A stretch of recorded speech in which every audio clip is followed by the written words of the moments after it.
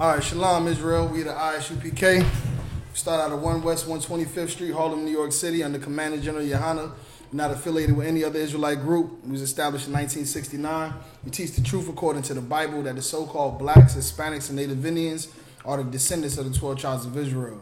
And today is the law class, Wednesday law class. We got Passover coming up April 9th. It's going to be a glorious event. We rented out the Westchester County Center in New York. So everybody's going to be traveling from all across the world to come to celebrate the Passover with the ISUBK. So, we want to make sure everybody gets out to that. If anybody in the room has any questions, you can go ahead and ask questions now. Any questions that you may have, Shar, sister, what's your name again, sister? Queen, sister Queen. If you have any questions, just, don't feel free to ask, It's a school class environment, all right? Anything biblical you want to know, all right? Okay, so, all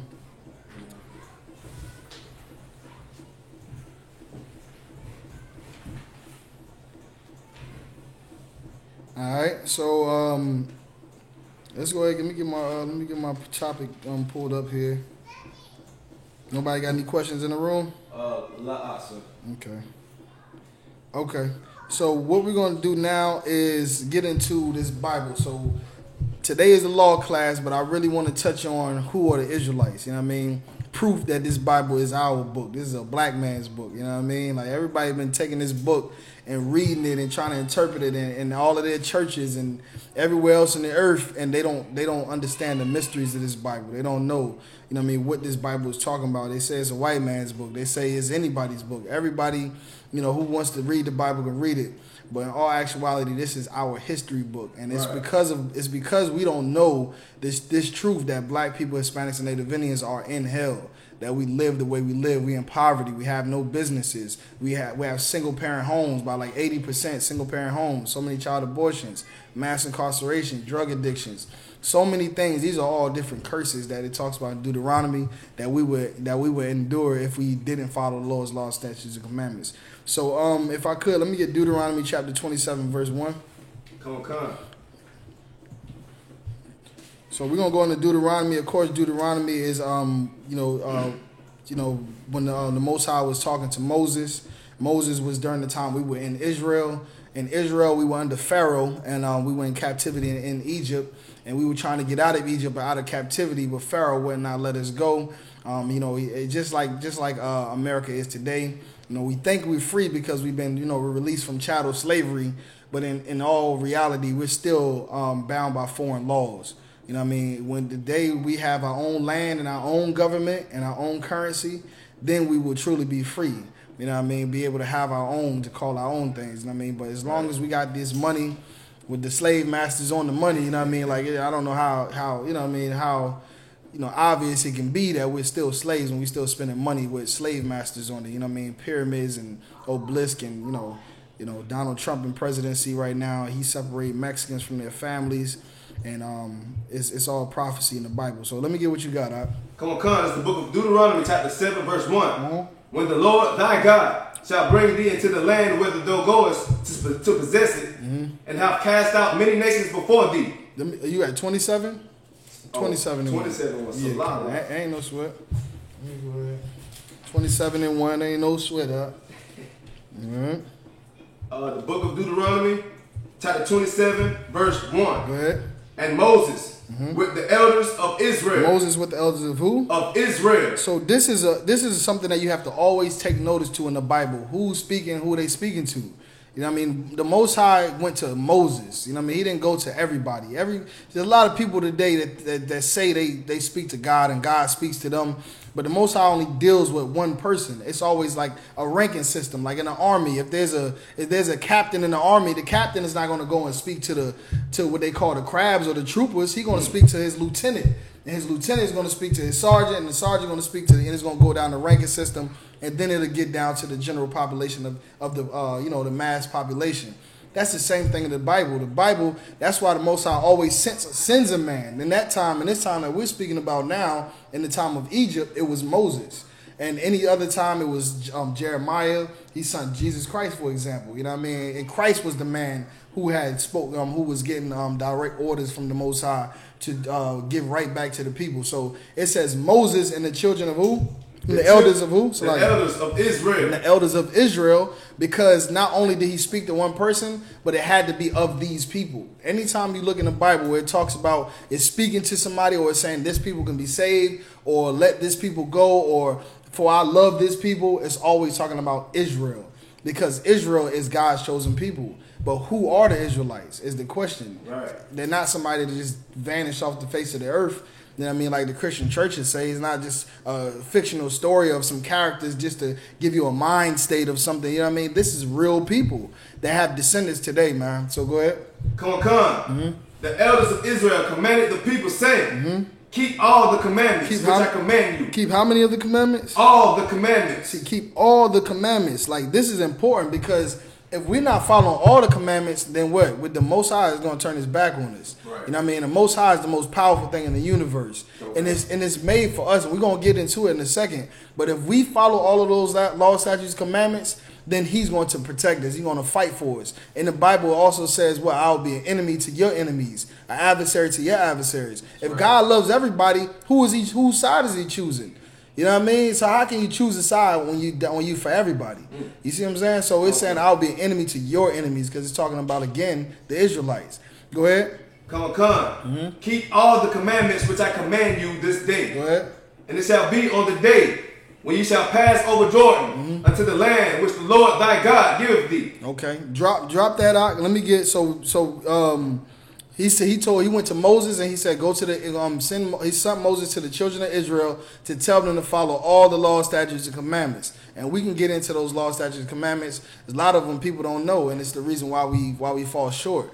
Just like anybody else that has a father, you know what I mean? Your father tells you what to do and what not to do. Your mother tells you what to do and what not to do growing up. And a lot of times we don't agree with it, but in all actuality, they've lived longer than us, they're wiser than us, and they're telling us something that's going to keep us safe. Right. It's going to keep us alive, keep us out of trouble. And that's the same thing of these laws, statutes, commandments.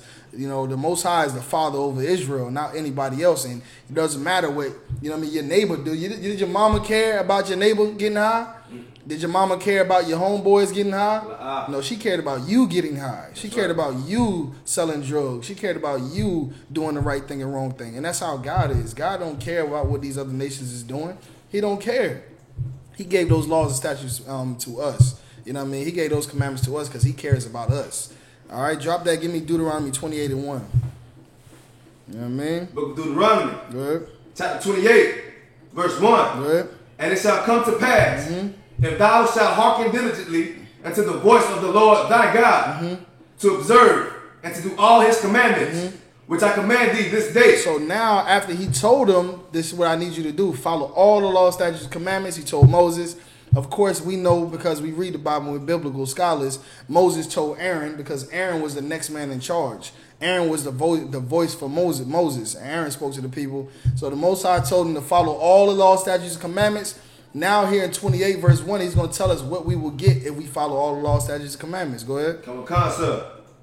Commandments this day, that the Lord thy God will set thee on high above all nations of the earth. He will do what? Set thee on high above all nations of the earth. But I thought all men were created equal. Set thee on high above all nations of the earth. But I thought all lives matter. Set thee on high above all nations of the earth. That's the truth right there. The truth is there's no such thing as equality. Equality doesn't exist. And not only does it not exist, there are people on the face of the earth that are better than everybody on the face of the earth. And that's you, blacks, Hispanics, and Native Indians. You understand? That's us. So-called black man who is the real Jew that the Bible speaks of, the Haitians who are the real Levites, the Jamaicans who are the Benjamites, the Mexicans who are the Issacharites, the Puerto Ricans who are the Ephraimites, you know what I mean, all the way down to the Native Indians who are from the tribe of Gad and Reuben. Those people are the greatest people on the face of the earth. Right. Everything that's great in this place, we designed it, we created it. There wouldn't be no need for no coliseums if it wasn't for black Hispanic athletes. Like nobody was going to see Tom Brady. Nobody's going to see Steve Nash. They're going to see Marshawn Lynch. They're going to see Colin Kaepernick. They're going to see LeBron James. Right. You know what I mean? Those are the people who will fill those stadiums. Just like in any of the inventions that we have. The stop sign, the light bulb, the cell phone, the computer. You know what I mean? The first computers on the face of the earth was black women. Black women were the first computers on the face of the earth because they called black women computers before there was computers.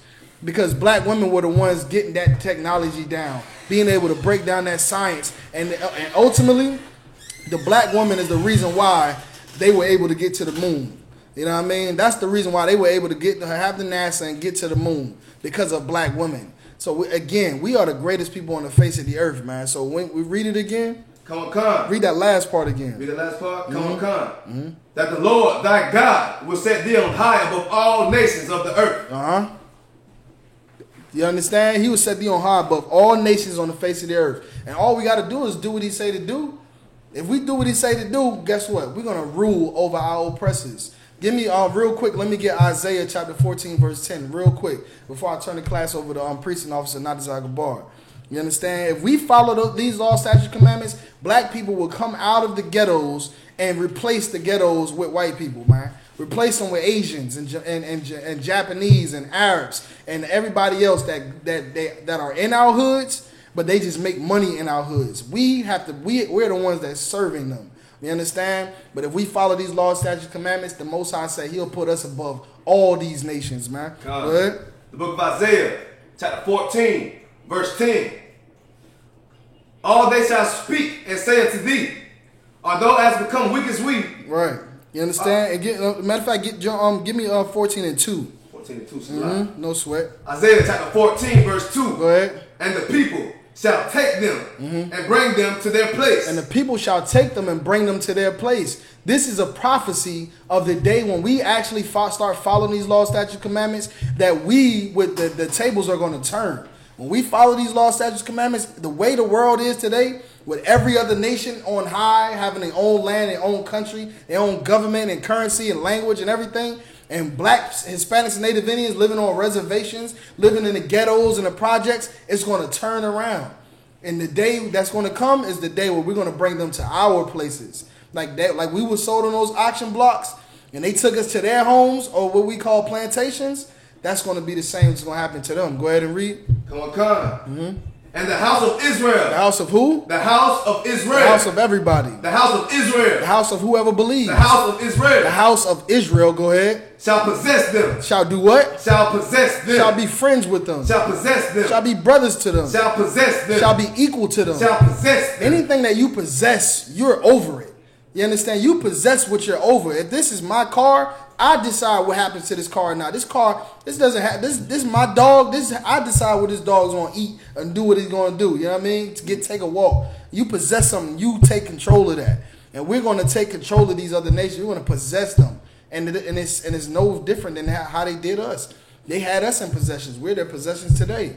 You understand? Right. We got to go to them for jobs. We got to go to them for clothes. We got to go to them for food. We got to go to them for everything, water. And half the time the food got GMO and genetically modified and got chemicals and steroids. The water got lead in it. And we get all of that. And they get all of the best of the stuff, the organic stuff, the water straight from the well, and never pay for electricity. Got, solar panels, and they live deliciously. Right. But in this day, when we follow the law, statutes, commandments, and we come back to these laws, the tables are going to turn. We're going to possess them and take them to our places. And they're going to serve us. Go ahead.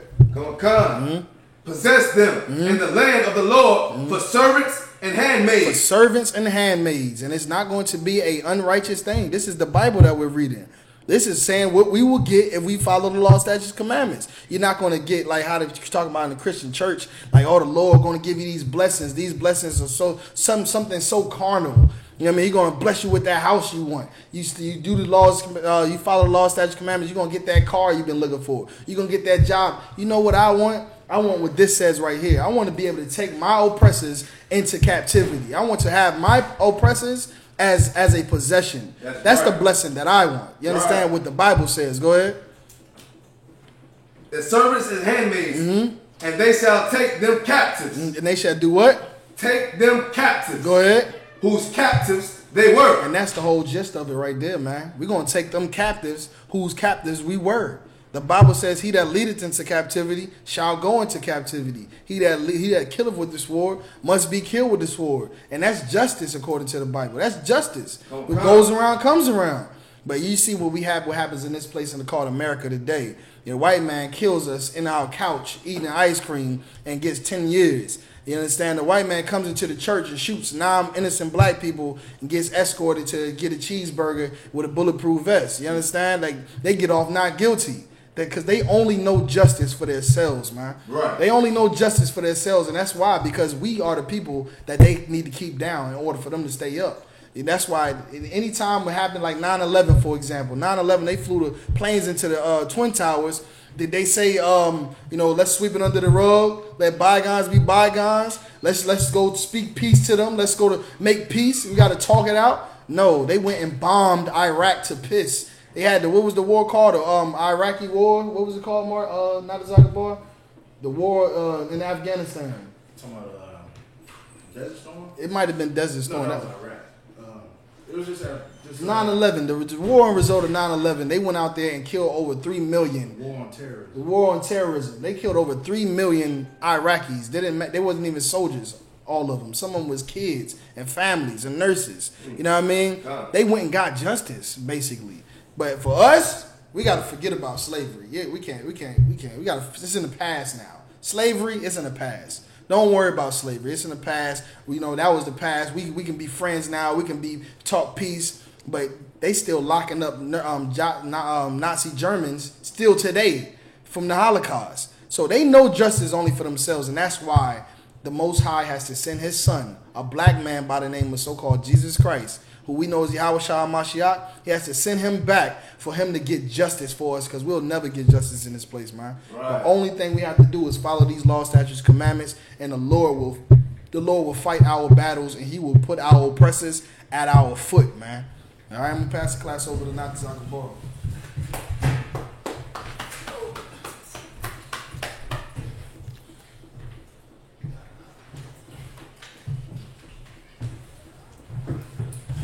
All right, shalom. Shaw, I sent you a link to your Facebook. If you could check that for me, Barbara Shaw. So, what Dawah was bringing out was so heavy. You understand? Because the law, statutes, and commandments, that is what's going to lead to our salvation from oppression. That's right. You understand? Like, it ain't gonna be guns. It ain't gonna be brother polite.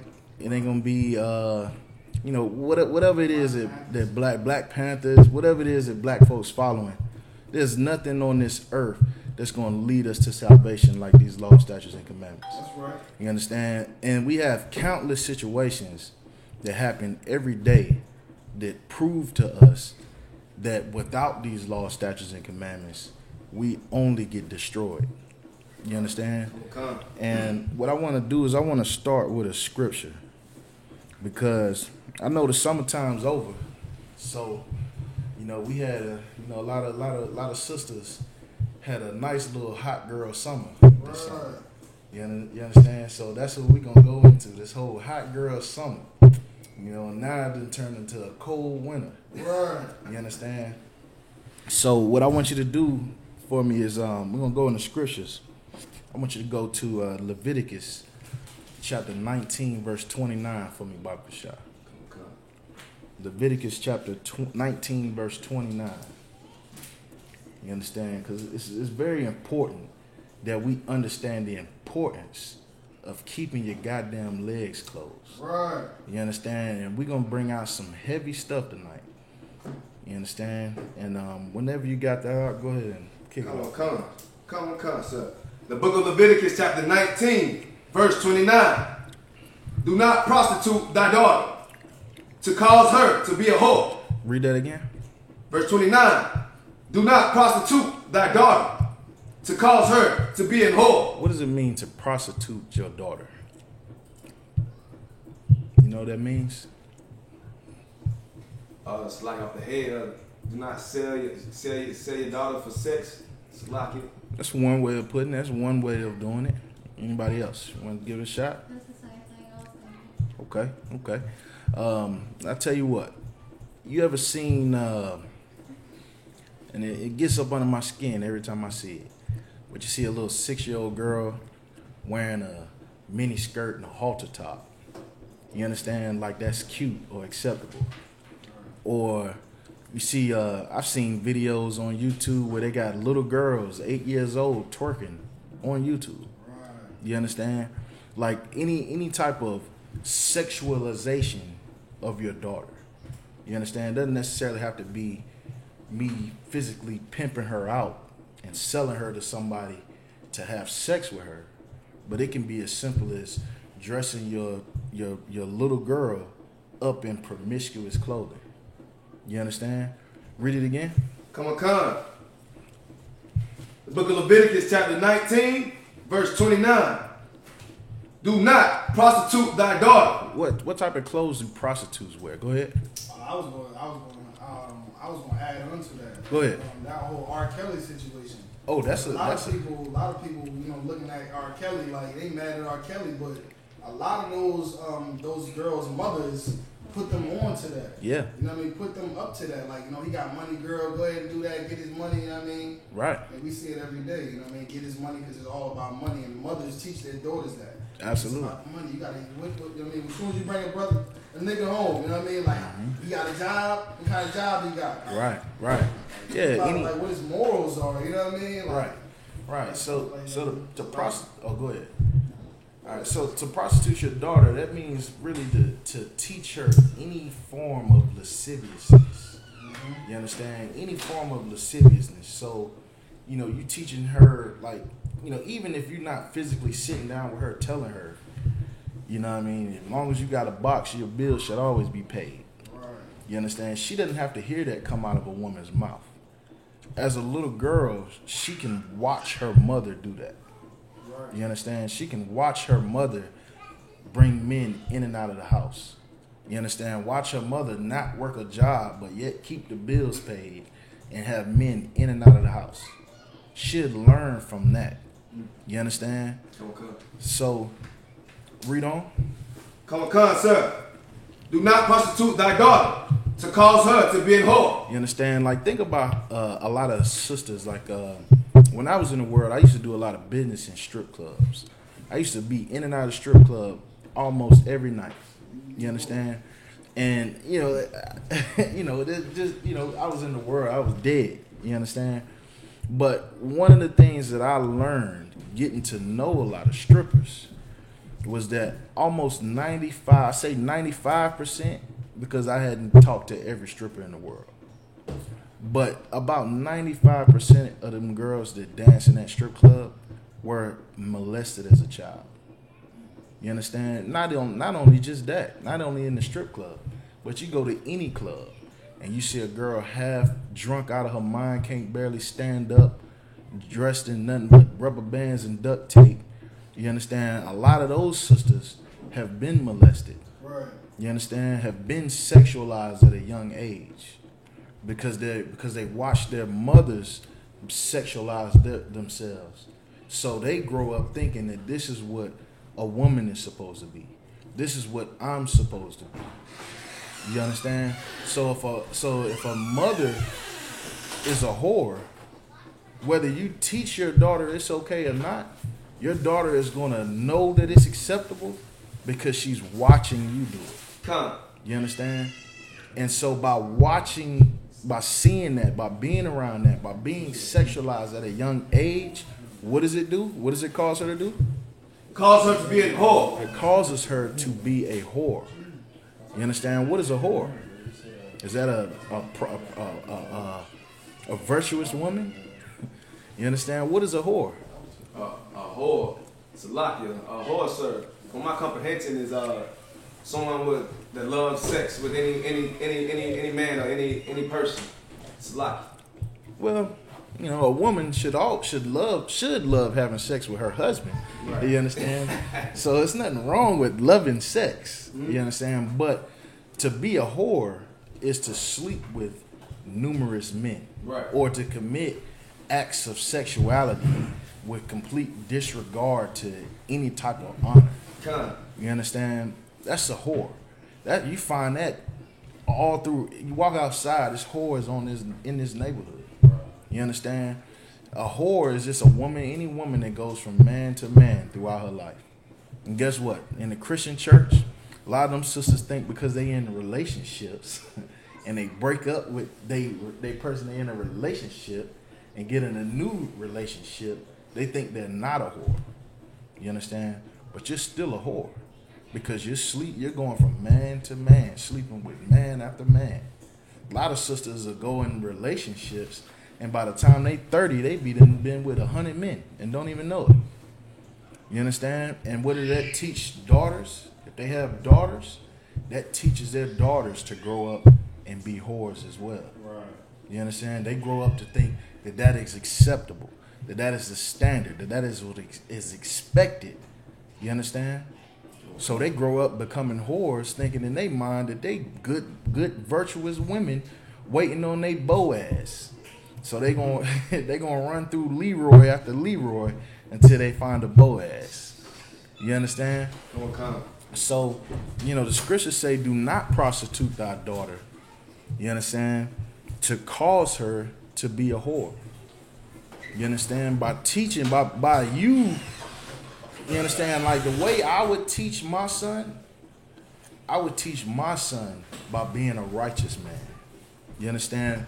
By coming to class, by serving the Most High, by going to camp, by paying my tithes, by showing him what a man should do and what a man should not do. And my son is going to look at me, because every child, think about it, we was kids. What does every child want more than anything? To be like their parents, to be grown. They want to be grown up. You understand? They don't want to have to go to bed at bedtime. They don't want to have to go to school. You understand? They want to be grown. And guess what? They learn how to be grown by watching grown folks. Right. You understand? Just like any school, you watch tutorials on how to build a car by watching other people build cars. You understand? So I remember a brother I knew.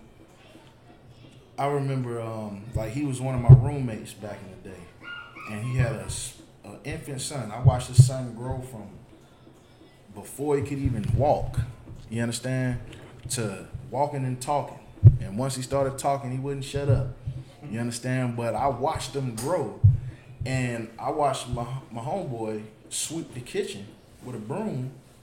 And then after he finished sweeping the kitchen, his little son, not even 1 year old and barely stand up, is over there holding the broom, just sitting there holding it, like looking up like, am I doing it right? You understand? Because that's what kids do. They learn by watching us. You understand? And if you have a daughter and she's watching you be a whore, then your daughter is going to learn to be a whore. You understand? So I want you to drop that. Well, matter of fact, keep reading. Come on, sir. Lest the land of whoredom and the land become full of wickedness. It says, lest the land fall to whoredom. You understand? Lest the land fall to whoredom. So what that means is like, if we prostitute our daughters, we teach our daughters that it is acceptable to be a whore, then the whole land is going to be filled with whoredom. You understand? And guess what? We live in a land that is filled with whoredom. Right. The black community is filled with whoredom. If you don't believe me, turn on BET. Turn on MTV. Number one female rapper is what? Is she a conscious sister? You understand? Cardi B, I say she's the top female artist, and guess what? She was on the stripper pole selling box. You understand? And that's who little girls look up to and idolize. You understand? So she is prostituting all of our daughters. Every one of our daughters that like to listen to Cardi B, guess what? Cardi B is teaching all of these little girls, even if in her music she says, don't do this and don't do that, all they got to do is look up Cardi B history and see, oh, Cardi B was a stripper. She got on being a stripper. So if I want to get on and get rich and have financial success, I need to be on the stripper pole. I need to get a butt injection. I need to get a lace front. You understand? All the things that sisters do in the world, they learn it from whorish examples. You understand? Read on. Come on, sir. Ye shall keep my Sabbaths. Salaki, you skipped the part. Lest the land fall to whoredom. Oh, Salaki. And the land become full of wickedness. And the land become full of wickedness. You understand? What kind of wickedness could come out of whoredom? If everybody's a whore, every woman in the world is a whore, what kind of wickedness you think will come out? It's like it's all type of diseases. All type of diseases. Not only that, but how many brothers you think a killer kill another brother over his woman being a whore? Right. You understand? How many gang wars have started over a woman, over a whore? You understand? I know personally numerous brothers that are dead and gone because of a whore, and they wasn't even the one sleeping with the whore. You understand? They dead and gone because one of their homeboys' woman was a whore. You understand? That's the type of, and you think about the society, our society, black society, even hip hop music. Every rap song you hear, they talking about sleeping with another man's woman. Right. You understand? Think about, they talking about sleeping with another person. I don't understand how any man could want to sleep with another man's woman. You understand? I always ask brothers this question: when you want to sleep with that man's woman, let me ask you a question: would you share a condom with another man? They're like, oh hell no, I never do no shit like that. But guess what? That's what basically when you putting your rod into a place where another man's rod just was at. You understand? So it ain't, to me, it ain't no different than sharing a condom. Oh, you done with that condom? Let me go ahead and get that. You understand? It's disgusting. You understand? I like my box fresh and only for me. That's right. You understand? So I want you to drop that for me. Come. I want you to go to Deuteronomy chapter 23, verse 17. Baruch Shah.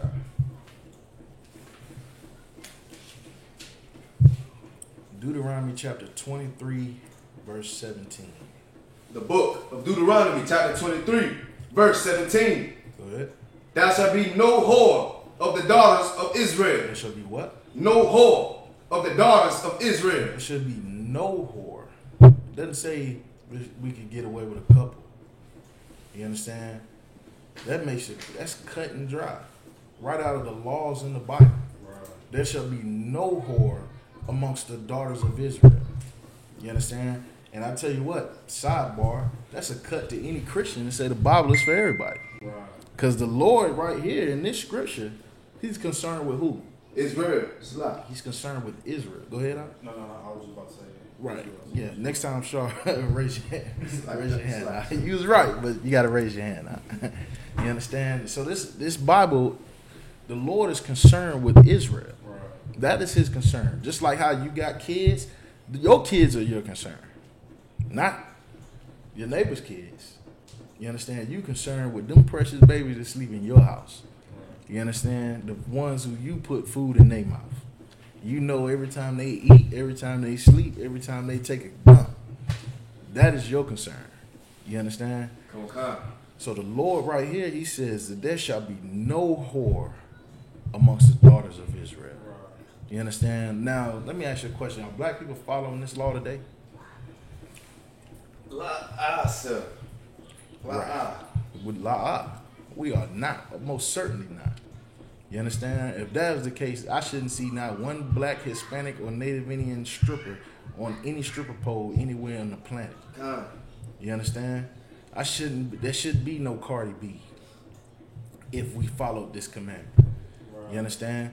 Now, I'm sure Dawud, I'm not sure. Did he bring out about any of the curses? 28 verse 1. Okay, he brought out 28 verse 1. Let's go to Deuteronomy 28 verse 15. Come on.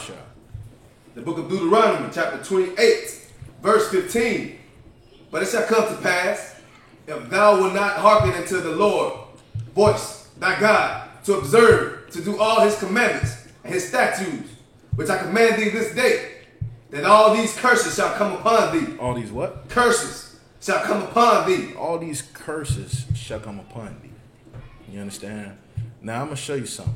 We're going to talk about a curse. that is on a lot of sisters right now, right here in South Carolina. You understand? That it should be devastating news in the black community. But it is not getting put out by the media. It is not getting shared on Facebook. You understand? I think the only people I've seen even shared on Facebook was being UPK brothers and sisters. Right. You understand? But Baba Kashaf, if you could pull up that article that I sent you, Baba Come Kashaf. on. You understand? I want you to read the title of this article. Now, this article that I'm going to bring out, it doesn't go into all the details, but I'm going to speak on some of the details that are not written in this article. Go ahead.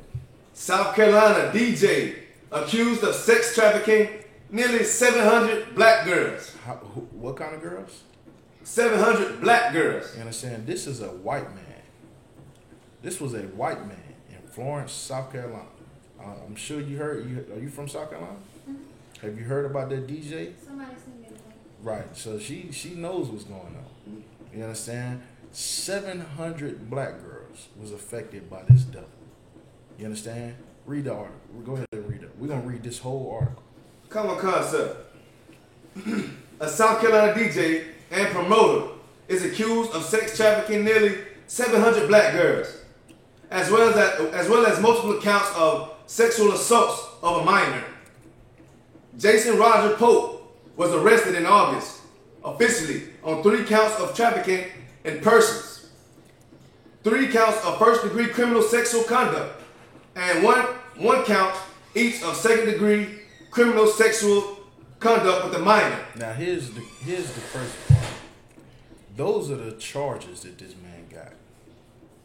But here's the reality. This man infected 700 women with HIV.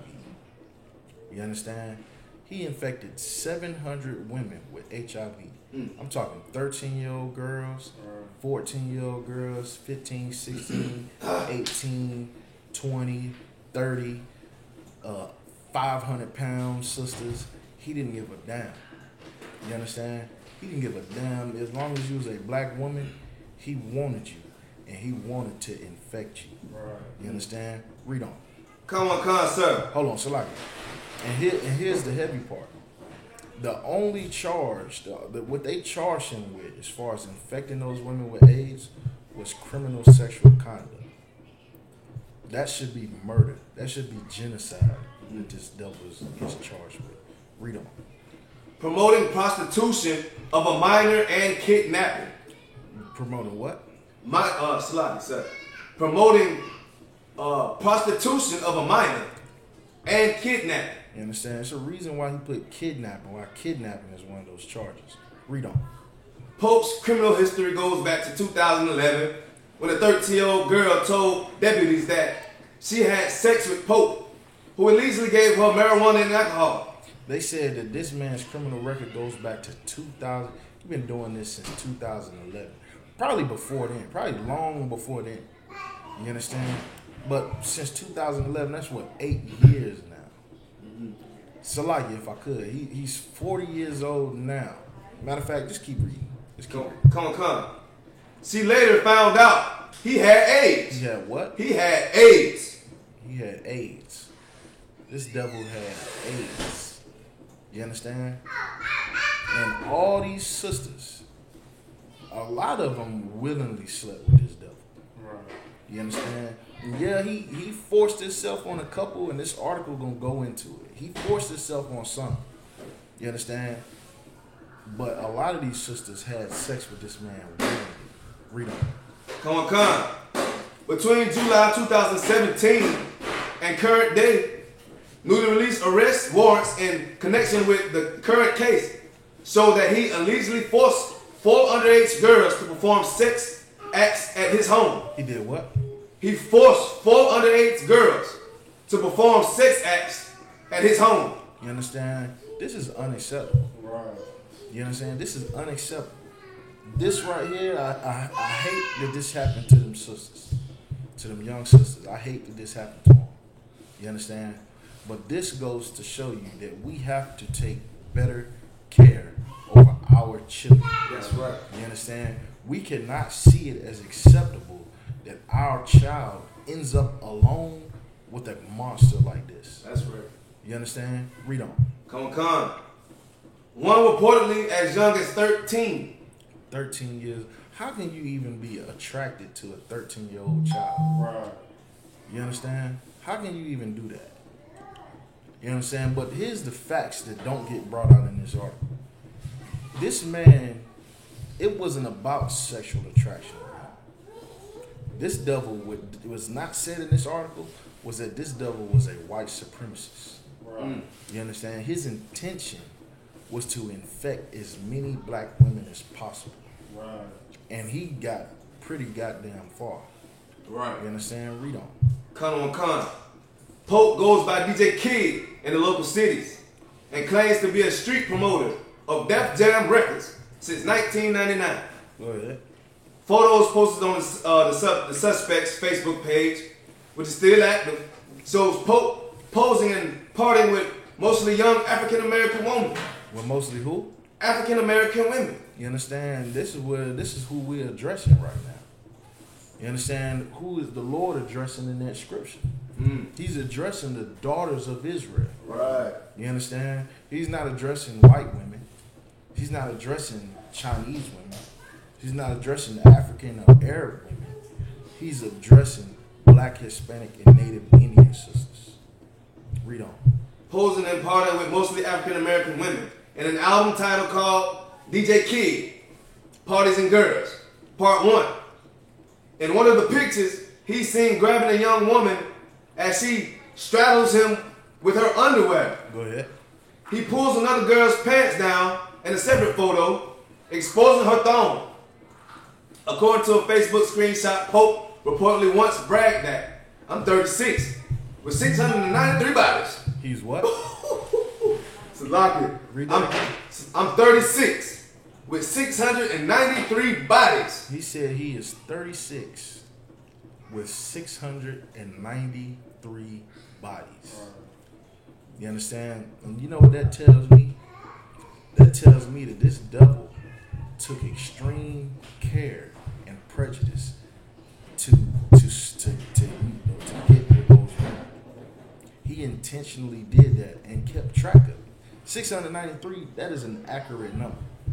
You understand? That is I kept track of of the damage that I've done.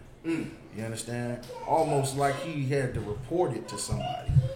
You understand? So this devil bragging about how many women he infected with AIDS. You understand?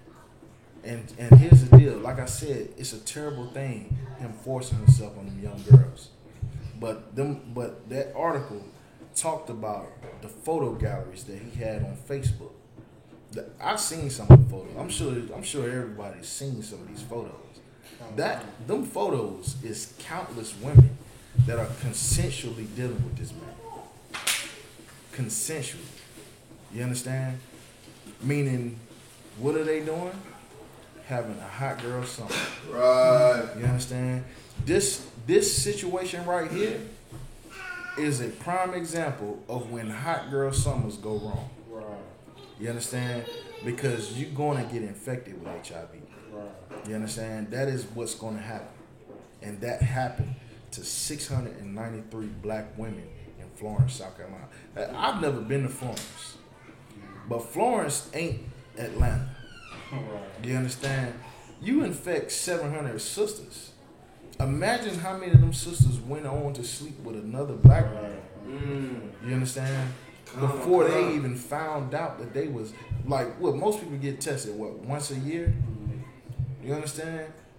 But some sisters will sleep with 100 men within a year. And they will do it. And a lot of times they will not care about protection. You understand? Awesome. This right here is a result of being a whore, of us, our land falling to whoredom. Right. That is our people falling into whoredom.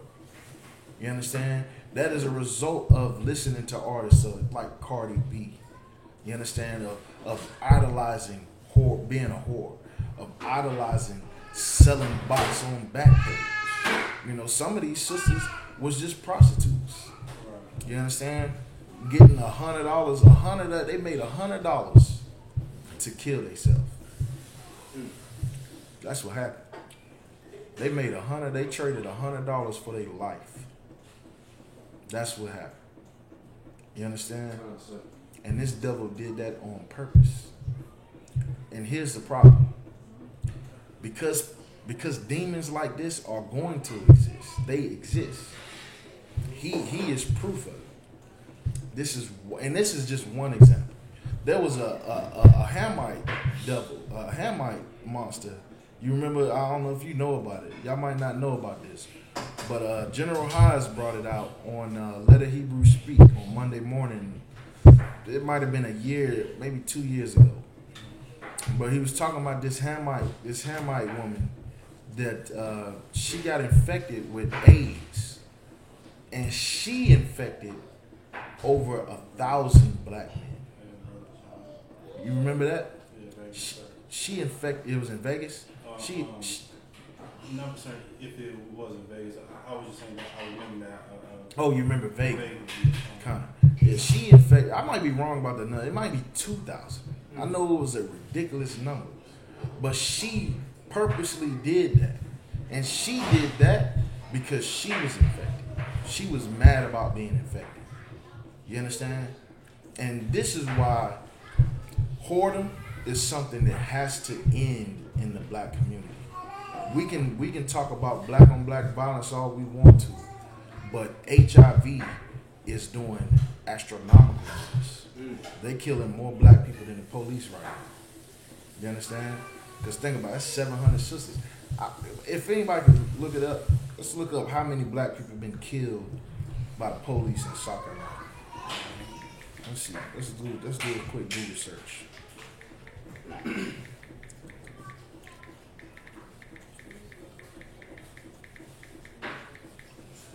Since 2011, because that's apparently when this devil's rampage began.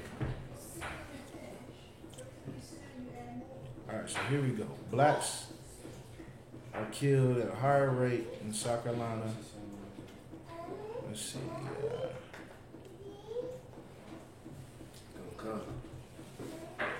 So, all right, so 209 suspects.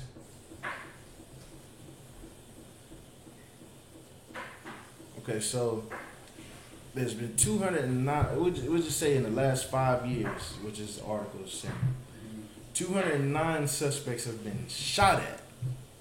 Out of that 209, 79 have been killed by the police in the past 5 years in South Carolina, which is still too many. Right. You understand? That is 79 too many. You understand? 79 people have been killed by the police. But read that last line that you just read. Khan. Salakia. According to the Facebook screenshot, Pope reportedly once bragged that I am 36 with 693 bodies. 693 is how much this one devil alone murdered. And I say murdered because that's what he did. Right. You understand? He gave 693 women death sentences. Not counting how many women went to sleep with another man after they slept with him. You understand? So all of those lives, which is countless. I mean, I think what's the word? The term is called 6 degrees of separation. You understand? Where it's just like there's 6 degrees. Like if you look at, if you sleep with one person, that person goes off. Whoever that person slept with. If that person went on to sleep with 20 men before she got tested and found out she was infected, if all 693 women went and slept with 20 men, we'll just say 10 men, that's 7,000 black men dead because of this devil. You understand? And if you think about, like, out of all those 693, how many of them are possibly bitter that they got infected and went on to do the same thing? Right. You understand? That's something that's not in the report. It's not going to be in the report. That's something that's going to come out eventually after 1,000 men come out and say, I slept with that woman right there and she infected me. You understand? And 1,000 men stand up saying she infected me too. And guess what? She was infected by this devil. You understand? That's something that's going to have to come out. And it's going to come out because we have fallen to whoredom. Right. You understand? We fall into whoredom. You understand? And there's brothers out here that just don't use rubbers. They just don't believe in it. Which I don't understand that. How can you be out here? This is like a minefield. Right. Especially right now in South Carolina. It's been a minefield since 2011, apparently. You understand? And he's 40 years old now. He said this when he was 36, which was 4 years ago. This is 4 years ago he had 693 bodies. You understand? And it's probably countless more. 700 is probably just what he's willing to admit at the moment. You understand? So, is there anything left on that article? We got one more paragraph. Go ahead. I'm going to start off at the top of this one. Pope bragged that I am 36 with 693 bodies, all black females. What about you? Pope appeared in court for a bond hearing, which was cut short when his defense announced the intent to withdraw his request for a bond hearing. You understand? That's the end of it, right? Okay. Right. So the important part is that this devil bragged about killing his sisters. He bragged about being responsible for all 700 of these women being infected with HIV. Like it was an achievement. Like he was playing the zombie game and made it to level 30 when you barely on level 2. Right. You understand? He basically bragging. And who's he bragging to? Who would he be bragging to? Go ahead. It has to be the black community. Not the black community. Think about it. You understand? Think about it like this. You understand? If you the black community, I mean, he wouldn't be bragging to the black community about how many kills he got. Go ahead. I would say the black men. Not the black men. Think about it. He's bragging about infecting 693 black women. Go ahead. So like he's bragging to his kind. To say that, yeah, I've done this with these people. Right. That's who he's bragging to. Right. You understand? Think about it. You understand? You only brag about how many points you score in a basketball game to other people who play basketball. Right. You brag to say, I'm better than you. I done scored more buckets than you. You understand? What you got? What you doing? You understand? And he probably brag. And think about it. Why do you brag? You brag because somebody tries you. Somebody tried to say, oh, man, you ain't doing nothing. You ain't scoring no buckets. Like, man, I done scored 693 buckets. What you got on the table? What you bring to the game? You understand? Somebody probably came to him and was like, oh, man, you a sellout. You a nigger lover. You understand? You like black women. You a nigger lover. Then he bragging like, oh, I done killed 693 of them. How many you done slayed? You understand? And he's allowed to do this. Why? Because black women have fallen to whoredom. You understand? We have fallen to whoredom. And when you fall to whoredom, there's a demon like this waiting on you. Right. You understand? That is waiting on you. And guess what? Brothers too. Because guess what? That Hamite that infected them 2,000 brothers. You understand? She was waiting on them brothers. You understand? Brothers thinking they can just run around and be willy-nilly. Like the brother said in South, what was it? Boys in the Hood, or was it South Central? No, it was Boys in the Hood. But the brother said, I ain't trying to go out like Willie Lump Lump. You understand? That's what's gonna happen. You fall to whoredom, you're gonna go out like Willie Lump Lump. Go Go ahead. Like I said, on that book of Deuteronomy, that chapter 23. Go ahead. I just wanted to bring out what he's talking about with the males. So Go ahead. Start from the top. There shall be no whore of the daughters of Israel, nor a sodomite of the sons of Israel. Nor is sodomite. Good night. Those is two things that is a hot topic right now. You understand? What about what's that brother name? The R&B singer. What's his name?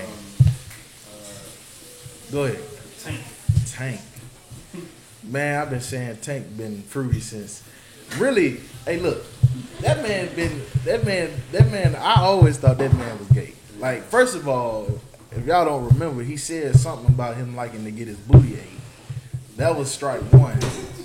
Strike two was when he had that concert at the, what was it, like a gay pride parade with his shirt off, singing to a bunch of gay men, a bunch of sodomites. You understand? And then strike three, which strike one was really, strike 1 and 2 was really enough. But strike 3, he get on the radio and say a man can suck 2 rods and not be gay. You understand? If you think about sucking rod, brother, you need counsel. You understand? If you just got the idea, you don't even have to suck a rod. If you got the idea, maybe it might be, nah. Brother, you need to get counsel. You need to call and get counsel. You understand? And so, and guess what? What does being a sodomite lead you? And the demons like this, waiting right there for you. You understand? Ready and wait. You understand? Matter of fact, what's that scripture? Talk about how they lieth in wait. Let me find that scripture real quick.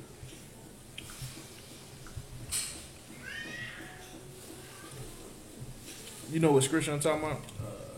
Is it Proverbs 23:28? Pull that. Proverbs 23:28.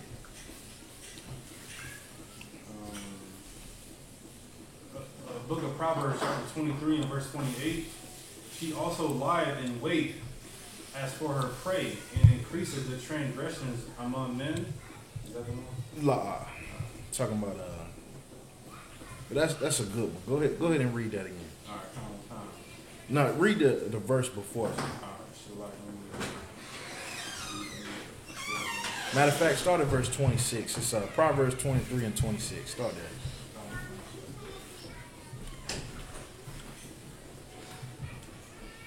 You got it?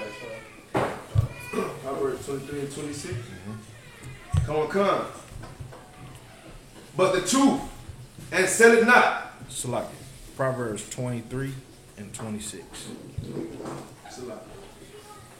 My son. The book of Proverbs, chapter 23, verse 26. My son, give me thine heart, and let thine eyes observe my ways. You understand this? And we can take that as the Most High speaking to all of Israel. Not just the men of Israel, but to the sisters of Israel as well. We're supposed to follow after the way of the Most High. You understand? The Lord says, there shall not be no whore amongst the daughters of Israel, and there should not be no sodomite amongst the men of Israel. You understand? Read on. For a whore is a deep ditch, and a strange woman is a narrow pit. And guess what? You understand? That's telling you that a whore is a trap. That's a trap that we fall into. You understand? Some brothers end up on child support. Some brothers end up in prison. Some brothers end up dead. And some brothers, like them brothers that slept with that Hamite, end up infected with HIV, infecting other sisters. You understand? And to flip the coin, sisters should not be falling into whoredom as well, because this devil right here, he is their deep ditch. This devil right here is their narrow pit. You understand? Now, there's some sisters that become whore by captive. You understand? Like, what's the sister's name? Sister Centoria Brown. You know who that is? You ever heard that name? Go ahead. She the one that was locked up for a long time for some shit, right? Well, what she was locked up for, she was locked up, but what she was locked up for, she's out of prison now. It's a lot. But what she was locked up for was because she was kidnapped at about 13 or 14. And since that age, she was a sex slave, passed around by a bunch of rich white men. And they kept her like locked away in a basement, in like a dungeon, and would pull her out when it's time for sex, lock her back up when they done with her. And she lived like that and got passed around by different men. And then the last man, when he came to her, when she came to him, there was an agreement that, I can't remember the exact details, but somehow after this man, they was gonna kill her. She wasn't gonna live no more after this man was done using her. So she had been passed around to several different men that paid high dollars for her and kept her as a sex slave. And the last man was a rich real estate mogul, and he held her captive. And when she found out that they planned on killing her after he was done using her, and so she killed him and escaped. And then she got charged with murder, first degree murder. It's like she got charged with first degree murder. You understand? And so there was a big situation that went on where, you know, a lot of brothers and sisters were speaking up, and I think Jay-Z and Beyonce helped her with her legal issues, and she ended up getting an appeal, getting out of prison and everything. You know, thanks to the Most High, she didn't have to suffer that prison sentence because of what went on. You understand? Okay. So there's a lot of sisters that are kidnapped, that are sex trafficked, that don't have a choice. However, there's a lot of sisters that wake up in the morning and just like, I'm a whore, I'm gonna do whore shit. So like, excuse my language, whore stuff. You understand? Posting half naked pictures on Instagram, selling box to any Tom, Dick, and Harry with a cash app. Right. You understand? So like, can somebody give me? You got some water or something? Yeah, come. You understand? So there's a lot of sisters that's out here having hot girl summers. Out here having them hot girl summers, and now because of this devil, now it's a cold winter. Right. You understand? These sisters fell into that trap. You understand? And the Lord said to observe His ways. You understand? That's why He gave us these law, statutes, and commandments. He gave us these law, statutes, and commandments because why? The white man and his woman, they fall into whoredom. That's in their culture. You understand? The Chinese woman, that's in their culture. The African woman, forget about it. You understand? That's in their culture. For what? You know, that's in their culture to be whores. Right. It's always been in white culture. You understand? That's always been a part of their culture. Even back in Rome, in Roman days, the whole monogamy thing, the whole one man having one wife. See, in their culture, it's lawful. What's lawful for you to do is if you married to a woman and you want to get another woman, you have to divorce that one before you get another woman. You understand? And so according to our culture, we don't throw away our wives. You understand? We don't throw away our wives. You throw away your woman, then you cause her to be an adulterer. Right. You understand? And we don't get down like that in Israel. The white man, that's a part of his culture. You understand? Not only that, but when he gets married, in the Roman cultures, they're the ones who started monogamy. They created it. In their culture, they would be married to one wife, and then what would they do? they would go down. They would have children with that one wife, and it was more like a business transaction, where she would get, if anything happened to him, she would get 50% of his resources, and all type of other stuff. They would bring resources together. It was more like a business transaction, and then he would have his children with this one woman, but then would go to the brothel and sleep with prostitutes, boys, men, whatever got a hole in it that feel good to him. The white man was sticking.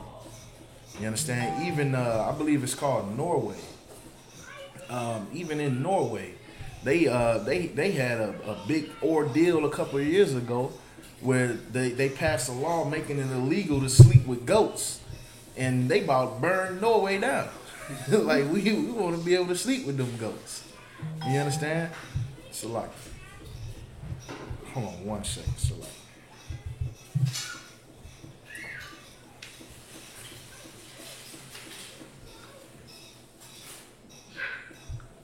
The devil, the lust of your father, you will do.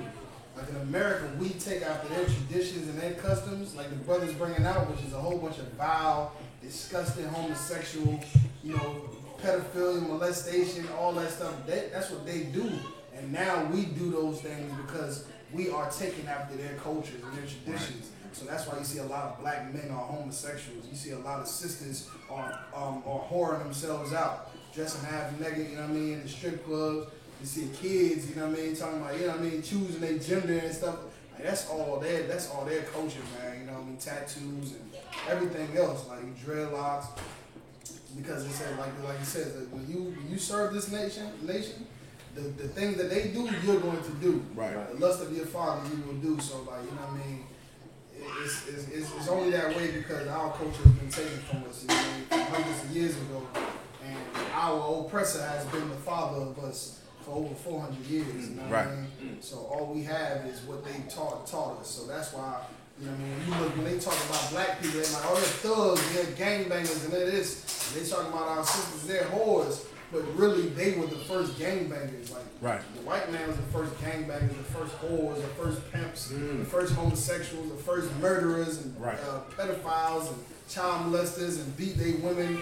That's the stuff that we learned from them. Right. You know what I mean? So we just gotta leave it all alone for real. It's like Right.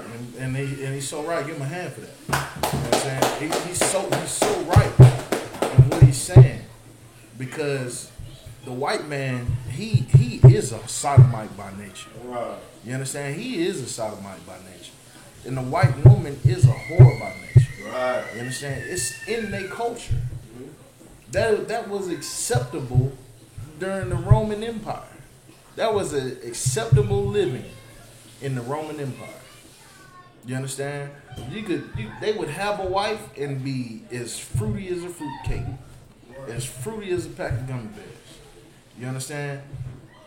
And it was perfectly acceptable in their culture, which is still perfectly acceptable in their culture today. Look at the Catholic Church.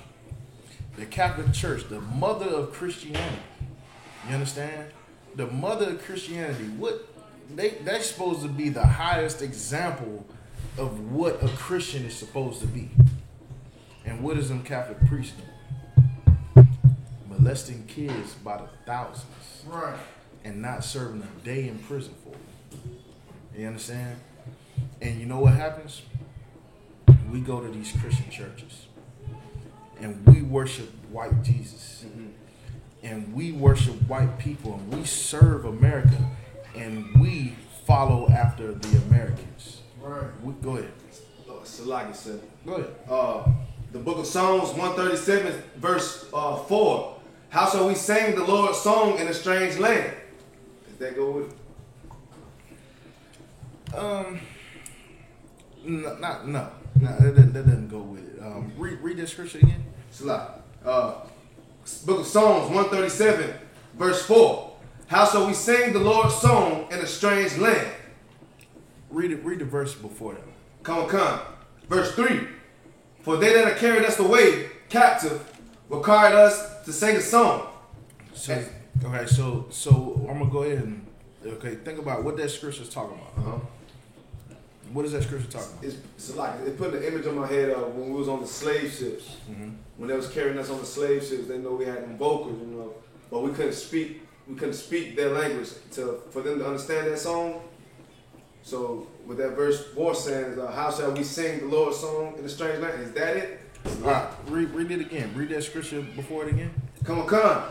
For they that carried us away captive required of us of a song. All right, so for they that carried us away captive required of us a song. You understand? So who carried us away captive? It's like our so-called oppressor of today. Right. So they're our oppressor. You understand? The white man. Right. You understand? And it says they required of us a what? A song. All right, read on. And they that wasted us required us mirth, saying, "Sing us one of those songs of Zion." Read on. Verse 4.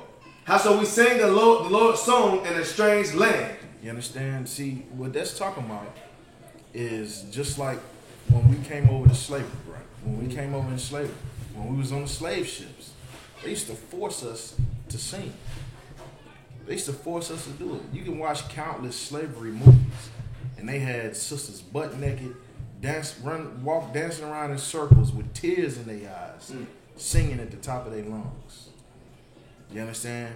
Because our oppressors required of us a song. I know this had nothing to do with the law class, but you understand, that's no different than the Mandingo fights. Right. They required of us entertainment. You understand? We are our oppressors' entertainment in America. You understand? So we get in the boxing ring and beat each other half to death for their entertainment. We get in the basketball court, and blow out our ACLs for their entertainment. You understand? At one point in time, we asked ourselves that question: how can we sing the Lord's song in a strange land? But now in 2019, we willingly do it. We give our lives to be able to do that. You understand? To be able, we sell our souls to entertain our oppressors. You understand? Of course, I'm using sell our souls metaphorically. Right. You know, but we sell our integrity. You know what I'm saying? We like what's that brother's name? Colin Kaepernick. Colin Kaepernick did not sell his integrity. Right. You understand? And what did they do to him? Stripped him of everything. You understand? Because he chose his integrity. He chose his brothers, his sisters that are getting murdered in the street every day over a couple dollars from his slave master. You understand?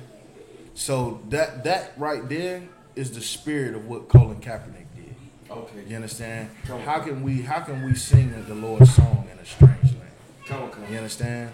But you got some coons out here, some sellouts that will willingly do it. You understand? Because they have no integrity. You understand? They have no sense of brotherhood. They could care less about another black man. Like even Michael Vick, I was so disappointed in Michael Vick when you heard that comment that he made about Kaepernick a while back. Michael Vick, I used to be a Vick fan. Michael Vick was the man. And black people galvanized behind Michael Vick when they charged him, gave him all that hell over dogfighting that he didn't even do. You understand? Right. He sat down and did the time, and the crazy thing is he didn't snitch on his people. He could have snitched and said, "Nah, it was them that did it." You understand? I ain't lit up. They did it. Tekashi 6ix9ine threw the whole hood under the bus. Wow. You understand? Now, I hate to admit it, but I'll be following that Tekashi 6ix9ine situation. But they that old judgment then came and visited them just recently. Wow. Yeah, the 9 trays and caught up with Tekashi. And behind the wall? Yep, behind the wall. They ain't take him out, but they beat him up. They jumped him. You know what I mean? So they done jumped Tekashi, you know, which personally, I feel like they definitely showed the brother tons of mercy because they could have ended him. You know what I mean? But Hey, yeah, man, you know, he pretty much brought down a whole side of town. You understand? But nevertheless, Michael Vick had integrity. You understand? He did his time, worked his way back into the league. Go ahead. I know this ain't this is off topic. Yeah, But, it's way off topic. yeah, but then what the brother brought out, you know what I mean, just the same thing like with what's his name, Terry Crews. He said the white boy grabbed his rod. right. He said he was what he said he was molested or sexually harassed. And you see how big Terry Crews is, man. Right.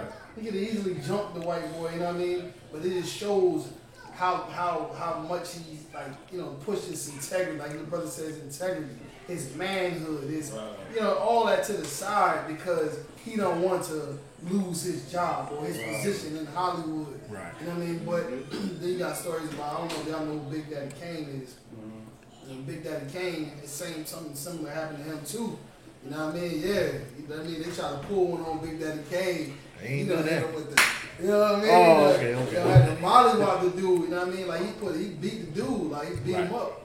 Right. And that's what if Big Daddy Kane ain't nowhere as big as Terry Crews. Right. But it's just like you're not gonna play me like that. Right. Like Right. so like a lot of these brothers and sisters, you know what I mean, they fold and compromise their spirit, you know what I mean, their manliness or their womanliness, you know what I mean, or just their integrity for, you know what I mean, for financial gain or clout or, you know, fame.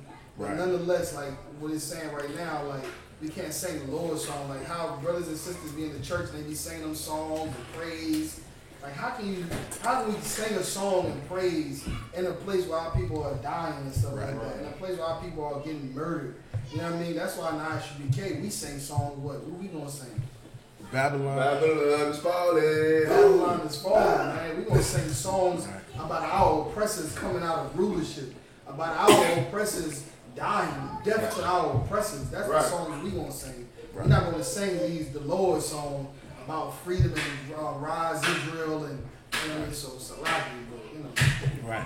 You know what I mean? And that's why, you know, as a child growing up in America, you know, I used to sing the national anthem just like many other brothers. Right. But how can you as a black man sit there at a baseball game and sing the have tears in your eyes over the national anthem? You just love America that much. Meanwhile, your cousin in prison for something he didn't even do. Right. You understand? Meanwhile, you getting molested by your pastor. You understand? Your father's in jail for child support. How can you sing the national anthem when you are oppressed in America? You understand? And to kind of get back on topic, what Dawa brought out was so heavy. Is that we sell our integrity for all types of things. And you know what? A lot of these sisters that was in that situation where they slept with that devil, they sold their integrity for tickets to a concert, or a couple dollars, or you know whatever type of item that they wanted, lasciviousness, wanting, you know, being carnal, wanting things, just wanting to just gain all these physical things that not gonna benefit you in no kind of way. You understand? Desiring all these things, all the things that women desire that cause them to be whores to get it.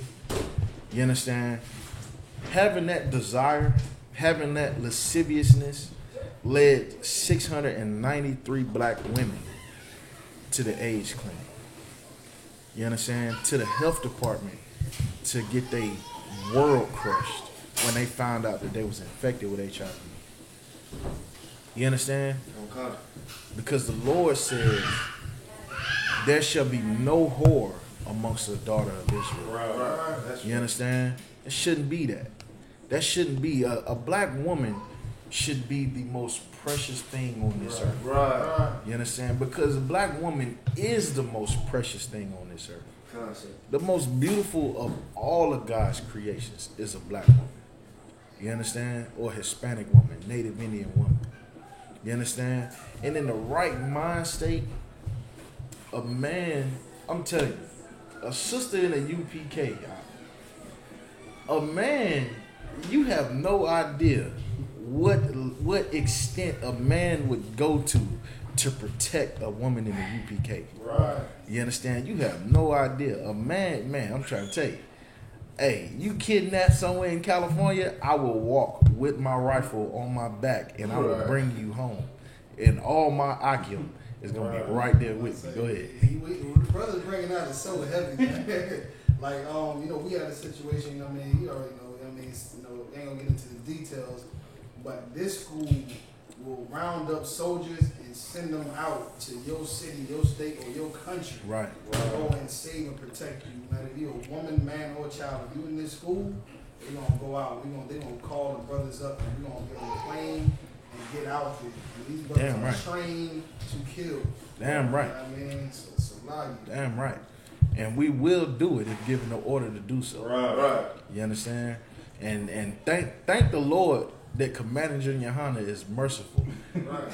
You understand? And a lot of people, a lot of brothers and sisters, a lot of devils, the world should thank the Lord that a lot of these brothers in the UPK has righteous leadership. Right. You understand? Go ahead. I was about to say, I got one scripture I want to bring out. Right? Go ahead. Let me get in the Apocrypha. Let me get Judith chapter 10, verse 19. And this is just a piggyback on what the brother was saying about the black woman and her beauty and her preciousness. Like, Right. a black woman in today's world, as a majority, other nations see our women and then they look at us like, you know what I mean, like, what kind of people are these? You know what I mean? Like, they see them twerking on Facebook. They see them, dress hat, you know what I mean, getting ass shots, and excuse my language, getting butt shots, and they look at us like we animals or we just, we out of control. Right. But the power of that woman can be, Judith chapter 10, verse 19. The power of that woman reflects Israel altogether, man. Right. And this is a scripture that we about to read, Judith, Judith, Judith chapter 10, verse 9 is about a sister that didn't have to get no butt shots, didn't have to, dress half naked. Right. And the reaction she got and how it affected every our oppressors shows like if a woman gets herself in order and has that modesty and has that humbleness and that virtue, like, it'll do numbers for for our entire nation of people. Yeah, Jude chapter 10, verse 19. Josh, let me get it when you got it, Come on. Let's start at 18 right quick. 18? Yeah, Come. Here it is. The book of Judith.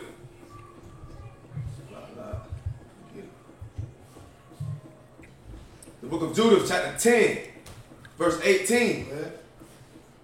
There was concourse throughout all the camp, for her coming was noised among the tents. And they came about her as she stood without the tent of her furnace. So they told him of her. Right, so this sister right here is an Israelite sister. A so-called black woman, so-called Hispanic Native Indian, she's an Israelite. You know what I mean? She done caused a noise, meaning she done got, everybody done, how his sister come around and brothers be like, hey man, you seen, the sister, like brothers started talking about the sister, you know what I mean? Like, hey, you seen her? Like, she caused a noise, go ahead. Verse 19. Go ahead. And they wondered at her beauty. They wondered at her beauty. Like, they was looking at her like, yo, like this sister is, natural black woman, natural, just, just beautiful. Like, our women look way better than every other nation of women, you know what I mean? So they looking at her beauty, and these are our enemies that it's talking about right now. Right. Just looking at her beauty. Go ahead. And admired the children of Israel because of her. No, go ahead. And admired the children of Israel because of her. They did what? They admired the children of Israel because of her. So because of her and her beauty, they admired the whole entire nation of Israel, man. All the black, Hispanics, and Native Indians because of this one woman. It was like, damn, is this what this nation of people is producing? like this is a royal people. Like this people right here, and like I never seen nothing like this. And you know, black women have been shamed so much because they lips or they hips, and you know what I mean, and you know, just the natural things that God gave them. But you know, these women are the best women naturally, and over all women on the earth. Right. And even our oppressors see that. Right. So that's why they whore out our women. You know what I mean? That's why they have the stuff like the feminist movement. You know, white women convincing black women that it's about a woman, it's a woman thing, but really it's just a white thing. You know what I mean? Because at the end of the day, black women always get the short end of the stick. You know what I mean? But at the end of the day, if women would just, bind to their man, to their people, and do what's best for us, working in these major corporations to put money back in his community or back into their households, instead of saying, you know, if a man ain't got money, he ain't this, or buying Chanel bags, or red bottom shoes, or going to DR and get your butt shots. You know what I mean? But just the natural beauty has caused enemies to say the entire nation, you understand, is admired because of her. Go ahead. Come on, Khan. And everyone said to his neighbor, who would despise this people? Who would what? Who would despise this people? Like, they looking around like, and this is all off of her beauty alone. Like, they all like, who would despise this people? Not her, but this people, man. You know what I mean? Like, who would despise? How can you hate these people? How can you, envy them? Like, how can you, look at them in such a derogatory way? Like, these people are beautiful. They thick. They, they strong. They, all of these, the hair and everything. Go ahead. Who would despise this people that have among them such women? Have among them such women, man.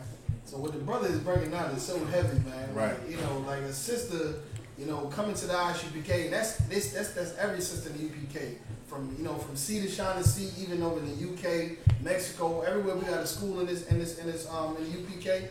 Sisters are coming in here and cleaning themselves up and putting on that Holy Spirit, man. Right. That Holy Spirit that desire is to the men of the Lord.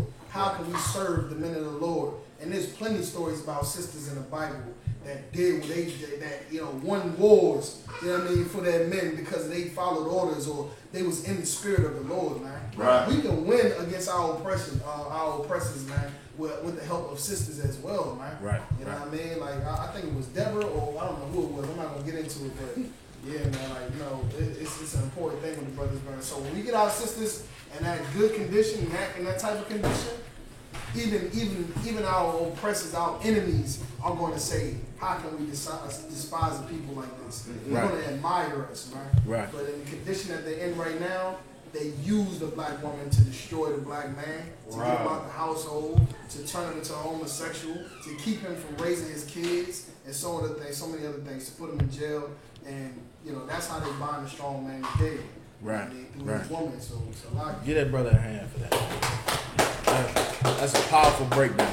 You understand? It's a powerful breakdown. And to add to what he's saying, you understand, for every sister in the UPK, you understand, I know a lot of times sisters, especially like sisters that's married, they might get burned out, not really understanding why they need to serve their man.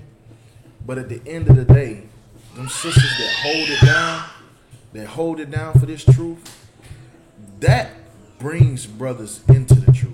Right. You understand? Right. Just a brother can see a sister and, he walking around, he see whores all day. Right. You understand? Sleep with whores every weekend. But when he meet a sister in the UPK, he immediately knows that this right here is something I've never seen before. Right. You understand? And any man would want that. Any man would want to be a part of whatever created that. You understand? So sisters holding it down, being strong, being down 1,110% That's right. for this truth, that brings brothers into this truth. Right. And when we've been bringing brothers into this truth, that can change entire neighborhoods. That can change, and if it can change an entire neighborhood, it can change the entire world of blacks, Hispanics, and Native Indians. Right. You understand?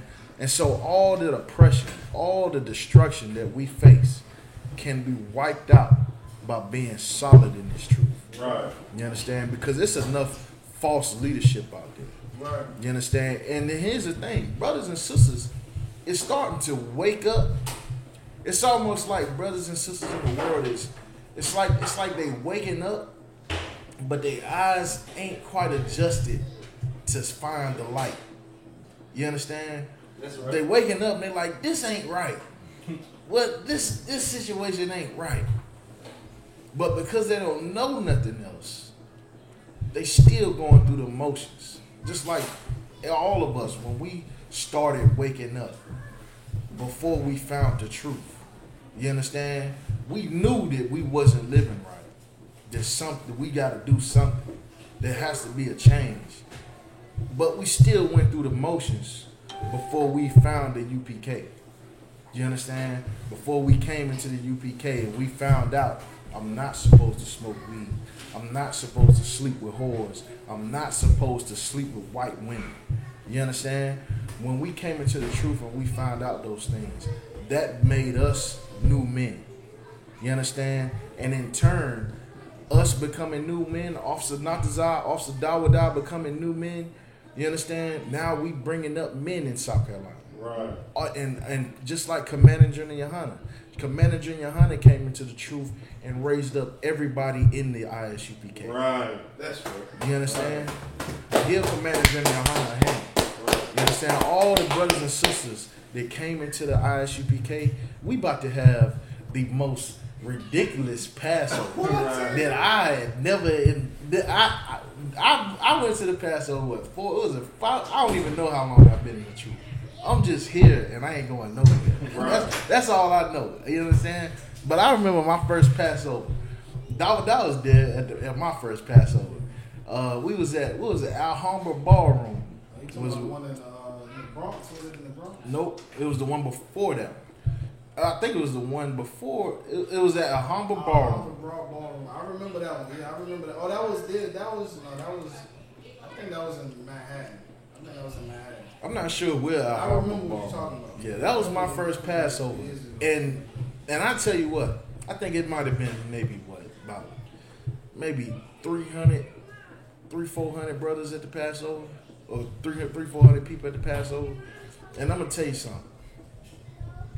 When we said Kwam Yasha Allah, it sounded like 100,000 brothers. Right. You understand? It's something I be hearing. I'm Salaka. I be hearing the fake Israelites do their little chants, Right. and I hear you. But when I hear the UPK say Kwam Yasha, it's the whole floor shake. Right. You understand? Like we was, and the Passovers was even smaller than that before. You understand? Go ahead. I was about to say, it was like 300-400 people. I remember when I came, my first Passover, it was like 2013. It was like 20 people in there. 20 people. 20, like maybe 30. Man, Commander General Yohana Every year. booked out an entire Coliseum for the Passover. Right. You understand? The last Passover, man, I cried holding scenes in there. Hey, I cried holding Shamar Salaki. I hope I don't get checked for this, but it was so beautiful. It was so beautiful, and I seen all the brothers, and I was just, my mind was blown. Every year, the Passover blows my mind. Right. Every year, and it's just after the Passover, we just waiting on the next Passover. Right. You understand? I'm telling you. You have you ever been to a Passover? You going to the Passover? Get a sister hand.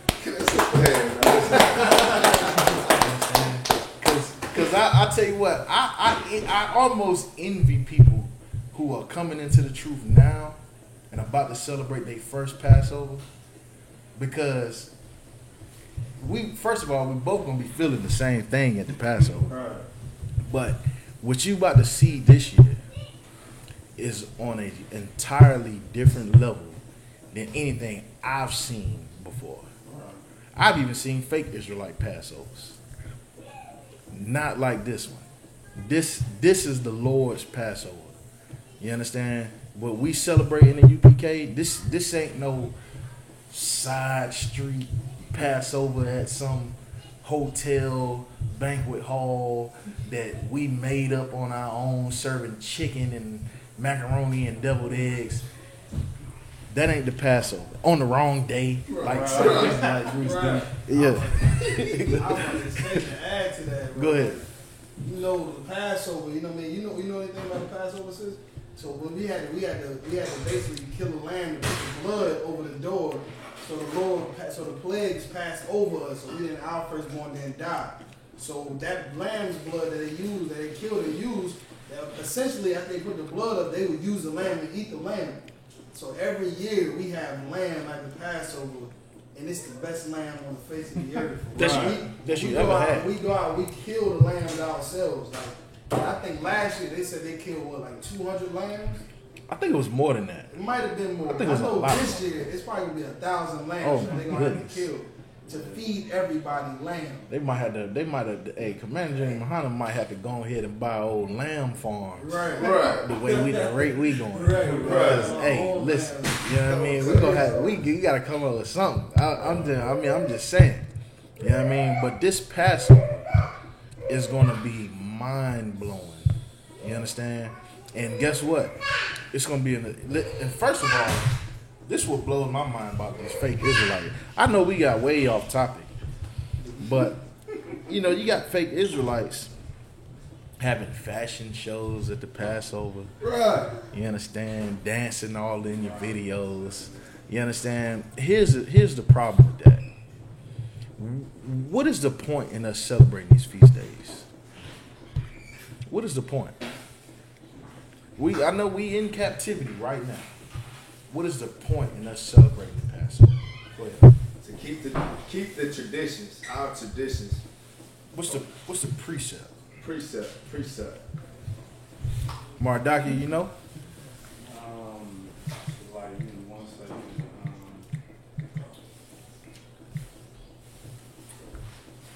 I was thinking of another precept. Give me Judges 5 and 11. Oh, Salaki, hold on.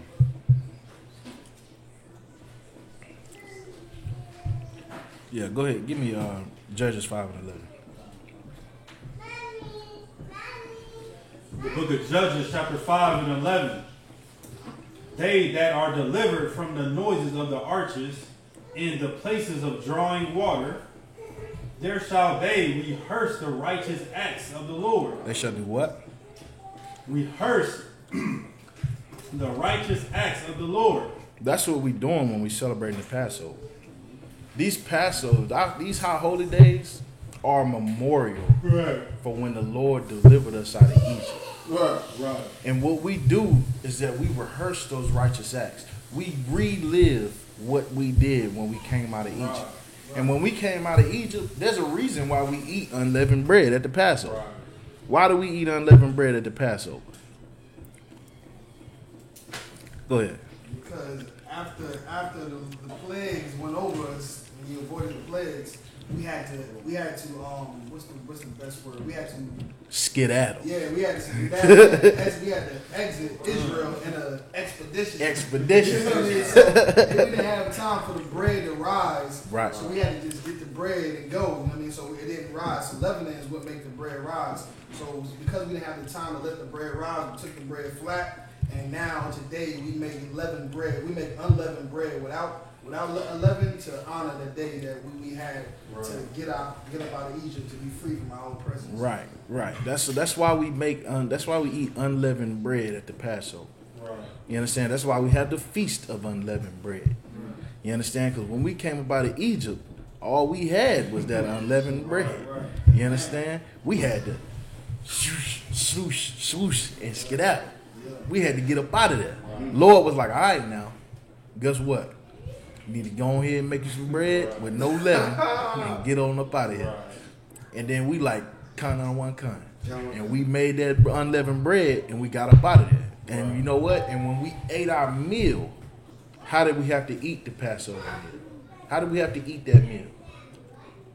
There was a special way that the Lord wanted us to eat that meal. How was we supposed to do it?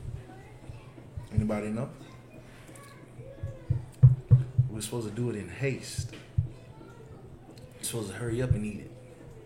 We ain't supposed to let it sit there and play with it. Enjoy ourselves. we got to eat quick. And guess how else we ate? We ate with our swords in our hands, with our weapons, because we in the wilderness. You understand? We need to hurry up, eat this food, because we got a journey to make. You understand? And that is why we celebrate that. That is we still to this day in 2019 and been doing it since 1969. Celebrate the Passover the way the Lord instructed Moses to celebrate it in the wilderness. You understand? They ain't have deviled eggs, macaroni and cheese. You understand? Go ahead. And shit, like, if I could, I mean, like, that just shows, shows how the ISUPK is so separate from the world. Right. You understand? I mean, of course, around that given time, it's so-called Easter. You understand? I mean, like, right. Of course, in the ISUPK, we don't celebrate holidays at all. You understand? Right. We keep the high holy day. You understand? Right. I mean, like, that just shows how separate we are from the world. I mean, like, we take this very, very seriously. I mean, because it was done back then, and we are keeping those traditions to this day. Right. You understand? And I mean, think about it. I mean, did we have time to make deviled eggs and macaroni and cheese in the wilderness? You understand? Was we having fashion shows in the wilderness? We wasn't doing that. You understand? We had lamb, and we had that with bitter herbs and spices, and we had that unleavened bread. Right. You understand? And when you come to the Passover, you're going to see warriors wearing glorious garments with the most glorious weaponry that you ever see. You understand? And guess what? Ain't going to be not one fight. Right. You understand? Ain't going to be not one argument. You understand? You're going to see brotherhood in a way that would damn near bring tears to your eyes. You understand? Because there is no place on this earth like the ISUPK. That's right. You understand? There's no place on this earth where you can be in the Florida Keys about to be flooded by a hurricane, and brothers will drive from New York to the Florida Keys to come pull you out of that flood. That's right. You understand? Brothers down in Texas. I gotta give the brothers in Texas a hand. You know, Captain Combine. Brothers down in Texas. When the hurricane, I believe it was Hurricane Harvey was the name of the hurricane. Them brothers got boats and was going out and delivering Black, Hispanics, and Native Americans out of that flood water in Texas. You understand? This ain't the Christian church where we shut our doors and get on our private jets and fly on the other side of the world while our whole congregation flood to death. You understand? This is brotherhood. This is sisterhood. Where brothers, Christ said it himself. He said there is no greater love than a man lay down his life for his friend. You understand? There's no greater love than that on this earth. And that love exists in the UPK. Right. Because I would take a bullet for a trooper. I would take a bullet for a sister. You understand? Commander Junior Hunter would take a bullet for me, but you know what? I know I would take it for him. Right. We'll be fighting over who take it. All of it. That what Captain Akai said in that song was definitely the truth. Right. You understand? Yes, He said, me and my people gonna start arguing. It's about who's gonna take the bullet. Right. You understand? Because that's the type of spirit that's on brothers in the UPK. You understand? That's the type of spirit that's on sisters in the UPK. You understand? And that right there is what is sorely needed in the black community. It's sorely needed. Why? Because of situations like that article I brought out. 693 black women infected with AIDS. Right here in South Carolina. Right here in our neighborhood. You understand? Because we fall into whoredom. You understand? And guess what? I bet you all of them go to the Christian church. You know what I mean? I'm gonna go out on a limb and say they're all Christians. I don't think any Muslims. I'm pretty sure. You know, none of them was Muslims. I bet you they all go to the Christian church. Right. They all slept with this devil and went and paid their 10% to their pastor that following Sunday. You understand? The Christian church is I blame the Christian church for this devil doing this. Right. You understand? Go ahead. If I could just bring out this precept. Go ahead. Ecclesiastes chapter 12 and verse 10. Go ahead. Never trust thine enemy. Never, ever, ever. This is why the Christian church needs to burn down to the goddamn ground. Right. You understand? Because what book are you reading this out of? The Apocrypha, sir. So like overall, what is this is the King James version. this is the King James Bible Right. that sits inside of every Christian church in the world. You understand? While they down there hugging Amber Geiger in the goddamn Right. you understand? The brother, I almost threw up when I seen him. I would be so disappointed if I got murdered and my brother went and hugged my murderer. You understand? Right. Just hugging her all on the TV, like I just want to take you home with me. You understand? What does that Bible say? Ecclesiastes 12 and 10. Never trust thine enemy. You understand? This right here is a cut to everybody who tries to tell you that boy not an Edomite. You understand? We got we got to forgive. We got to get past that. What does that scripture say? Never trust thine enemy. Who is your enemy? You understand? Who is your friend and who is your enemy? Right. That is one thing that black people mentally need to get a solid grasp on. Right. You understand? Because there's a clear line. We can easily tell who our enemies are within the black community, but what about elsewhere? You ever notice that? A black man will easily identify another black man as his enemy. Easy.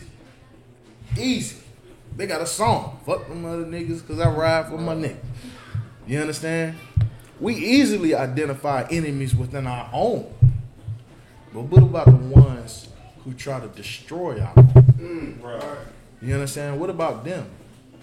We don't have a clear depiction on who is our friend and who is our enemy.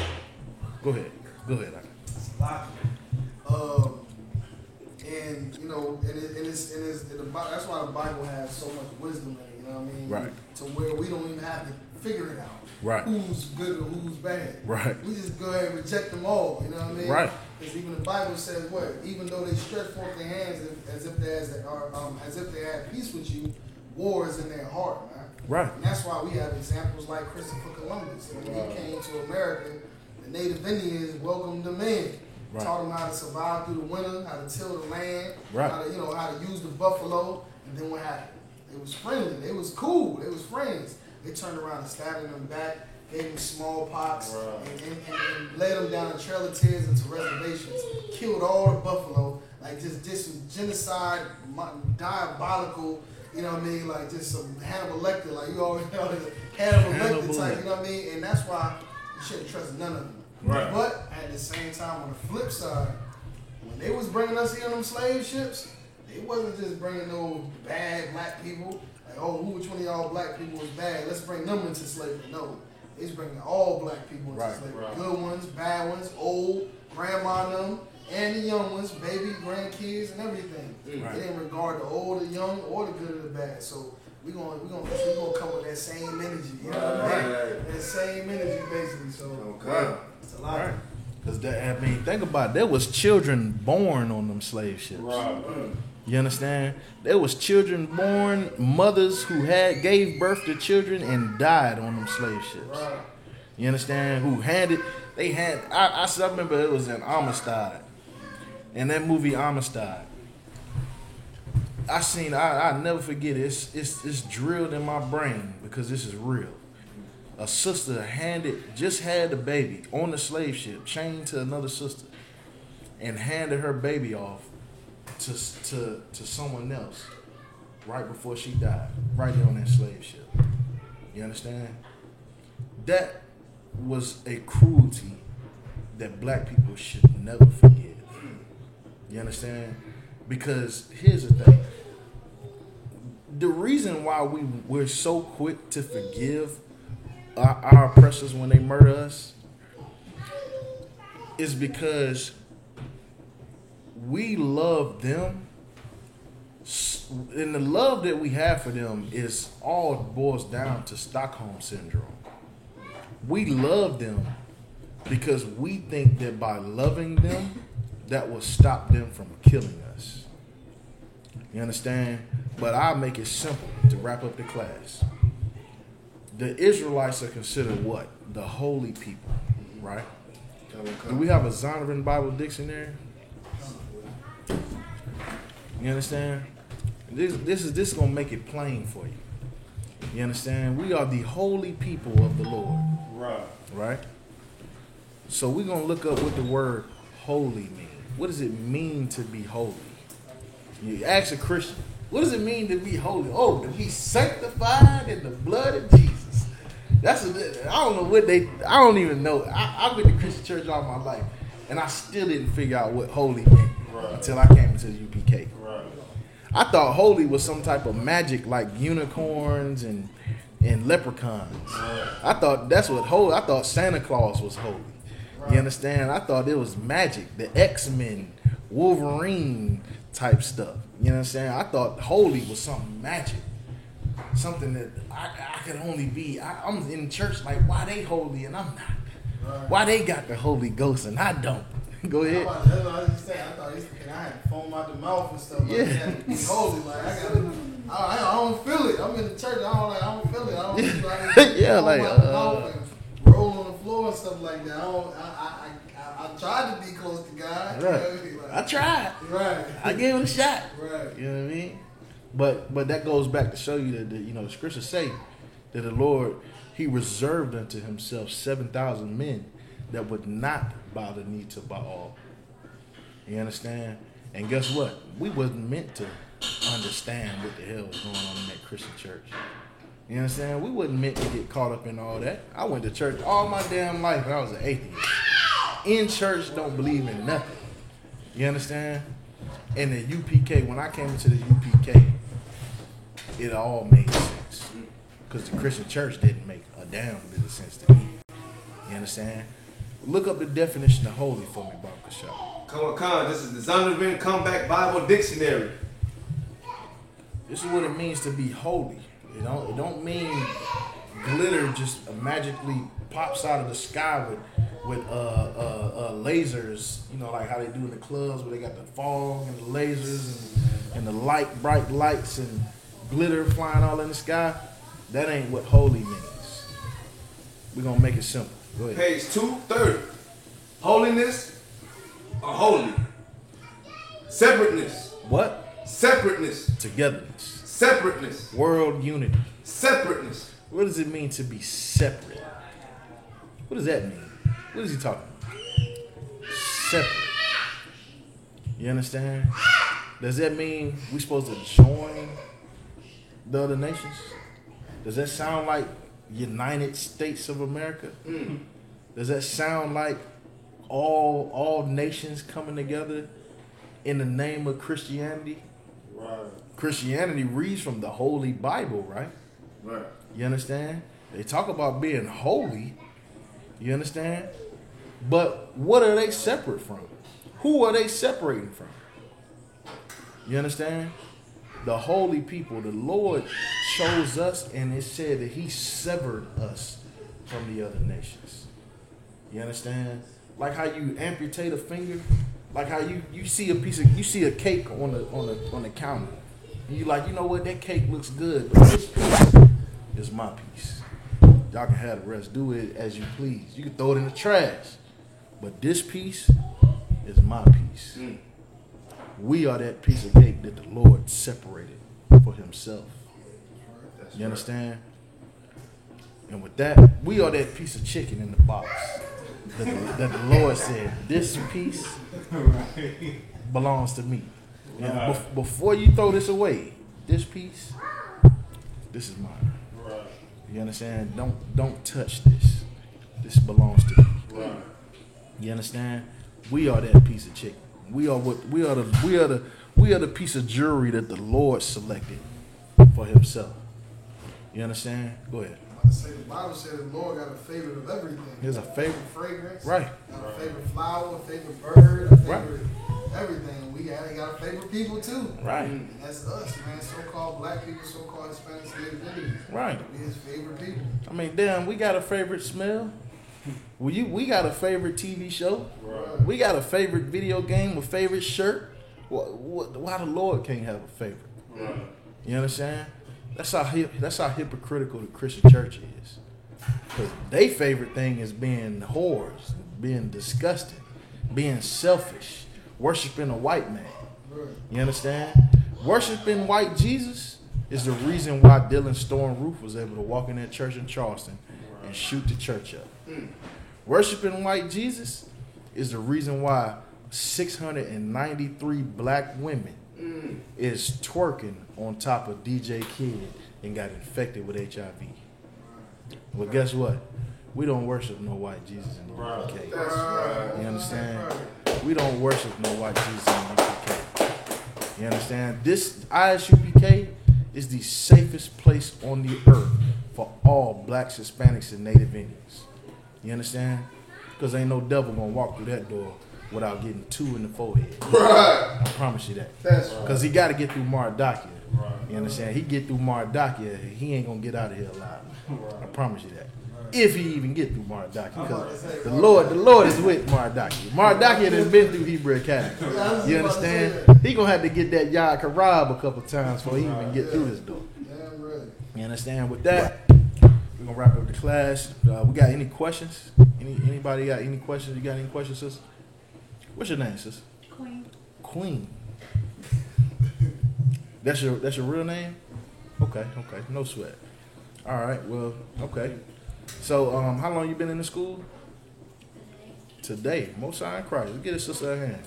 You understand? Most High in Christ. You understand? Lord willing. You know what I mean? And you stick around, and we don't have to call you queen no more. Whatever the slave master names you. You're gonna be born again, something brand new with a new name from the Most High. You understand?